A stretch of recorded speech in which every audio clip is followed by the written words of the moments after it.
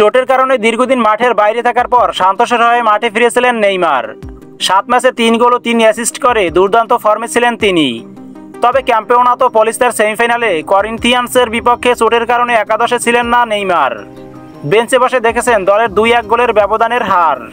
সেমিফাইনালের আগে নেইমারের কান্নার একটি ভিডিও ভাইরাল হয়, যেখানে তিনি সতীর্থদের উদ্দেশ্যে বলেন, আমি মাঠে নামতে উদ্বেগ হয়ে আছি, কিন্তু শারীরিক অবস্থার কারণে তা সম্ভব হচ্ছে না।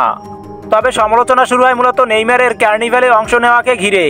3রা মার্চ সান্তোস ব্রাগান্তিনো ম্যাচে বদলি যাওয়ার পর নেইমারকে দেখা যায় কার্নিভাল প্যারেডে। চোটের পরও পার্টিতে অংশ নেওয়ায় সমালোচনার মুখে পড়েছেন ব্রাজিলিয়ান ফরোয়ার্ড।